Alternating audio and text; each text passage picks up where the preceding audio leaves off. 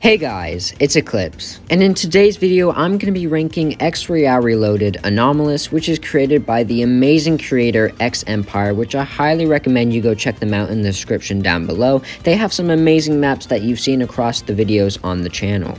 Now with that out of the way, I'm going to be ranking Anomalous on its map, which is locations and landmarks, its story, which includes story characters and or story challenges, its mechanics, whether they be fun, complicated, or useful, and finally, the spawn island in itself.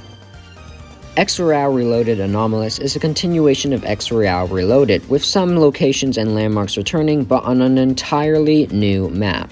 And across it there are some unique and fun mechanics and features that you can use throughout the game, but ultimately you're going to run into one of these landmarks and locations to loot up and fight foes in. Let's start with the least original location on the map, which is Salty Springs. And I think this is an excellent strategy from X Empire, because I feel like you always need to have something that pulls in existing Fortnite players, which is an existing location from the Fortnite map, aka Salty Springs. Next up on the list would probably be Shivering Streets. Now don't get me wrong, this is a well-crafted location, but I feel like X Empire could have brought a better location for the snow biome. For example, Honey Mills is now in the grass biome instead of the savanna biome. He could have brought in graceful greens, maybe even wealthy waters.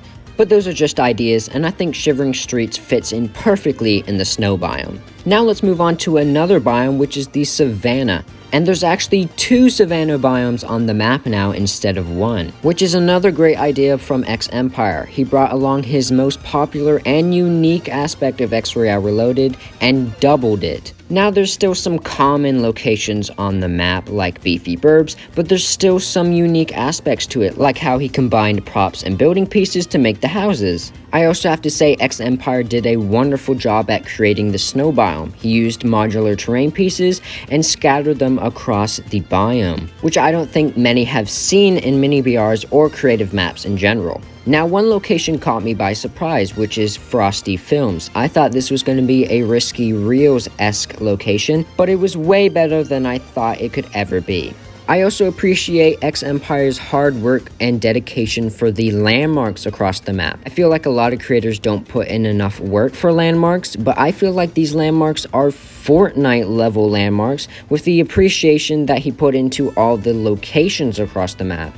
Also, the terrain is a big positive. Combining sharp cliff and modular terrain adds a necessary texture to the terrain that some mini BRs fall flat on. And finally, my favorite location has to be Tranquil Transit. I don't know what's about this location, but it gives off Harry Potter vibes, and I love the Harry Potter films and books. And plus, it has a train station. I don't know if there will be an update further down the line adding trains and train stations, but this is a cool addition to the location. Now the story isn't a strong aspect of Royale Reloaded.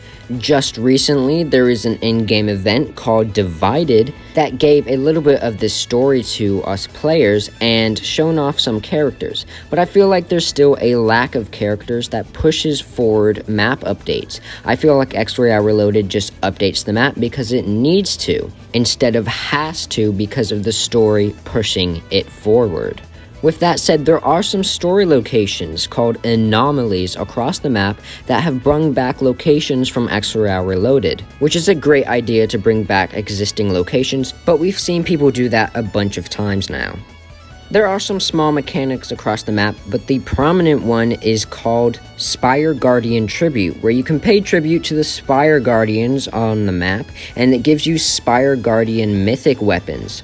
Now let me say these don't even compare to Royale Reloaded Season 1, which had guards, vaults where you can get loot, various amounts of vehicles across the map, and supply drops, which Anomalous doesn't have for some reason, and I don't know why, because they were great additions. Finally, it's time for Spawn Island, and compared to Royale Reloaded Spawn Islands, it's pretty bad, let me just say that. There's nothing memorable that you'll find on Spawn Island other than the support me button and the list of mechanics. No offense to X Empire, but I feel like he just scrounged this up in the last final days of production on Royale Reloaded Anomalous. But with everything said, Royale Reloaded Anomalous is an excellent mini battle royale that I feel like everyone should have a chance at playing it. There's nothing super groundbreaking on this map from Royale Reloaded, but there's definitely some unique aspects that weren't on Royale Reloaded that I feel like are great additions to the map. Compared to the many new generation mini BRs coming out nowadays, it's definitely up there with the unique aspect of the Savannah. I feel like X Empire has something going for it, and with that, it gets an 8.5 out of 10. Some areas can definitely be higher, like the mechanics in Spawn Island, but I feel like this map is a great addition to X Empire's resumes of mini battle royales. And that's that. If you went on to enjoy this video, you can like and even subscribe. You could put code ECL in the item shop when purchasing anything, and I'll see you guys next time.